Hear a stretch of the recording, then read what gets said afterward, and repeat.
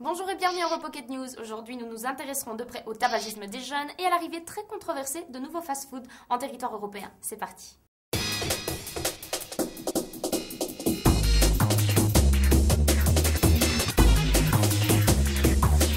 Entre 80 000 et 100 000 jeunes dans le monde deviennent accros au tabac tous les jours. L'indice élevé de tabagisme entre les jeunes est un fait préoccupant. C'est pourquoi il est vital que des campagnes d'alerte efficaces comme la campagne européenne annuelle pour une vie sans tabac soient mises en place. L'Italie, pour sa part, vient de ratifier la convention de lutte anti-tabac de l'Organisation mondiale de la santé. La nouvelle législation permettra l'interdiction de la vente de cigarettes aux mineurs de moins de 18 ans en donnant un nouvel élan aux initiatives de prévention italiennes pour un futur sans tabac pour les jeunes générations.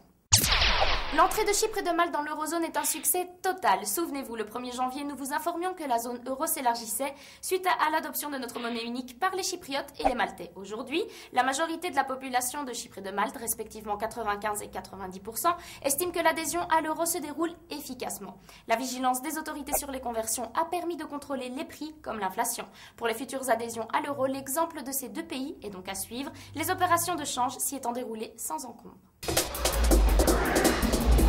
La révolution essentielle qu'a produite l'apparition du phénomène Internet dans notre société est évidente. Selon un rapport de la Commission sur les technologies de l'information et de la communication, nous sommes plus de 250 millions d'Européens à utiliser Internet de manière habituelle. Une excellente nouvelle pour Europocket. Grâce à la forte augmentation de la DSL en Europe, 80% des citoyens de l'Union utilisent une connexion plus rapide. Parallèlement, les institutions communautaires sont en train de mettre en place un marché unique de télécommunications qui promotionnera les services transfrontaliers. Mais il reste encore beaucoup à faire puisque 40% des Européens n'utilisent pas du tout Internet. La Roumanie, la Bulgarie et la Grèce sont les parties du bloc qui manquent le plus de ce service.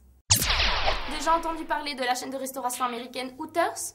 Ce fast-food qui pour l'instant ne compte en Europe que sur la Grande-Bretagne ouvrira bientôt ses portes dans toute l'Union européenne. Après le McDonald's, ce sont les restaurants Hooters qui débarquent. Plus connus pour les mensurations des belles blondes qui font office de serveuses ou pour les concours de Miss T-shirt mouillés qui sont organisés que pour la qualité de la gastronomie proposée, Hooters ne semble pas être au goût de tout le monde. Ces détracteurs européens ne voient effectivement pas d'un bon œil l'arrivée de tels restaurants sur notre continent. Sexiste et misogyne? Certes, mais le succès est garanti, n'est-ce pas messieurs?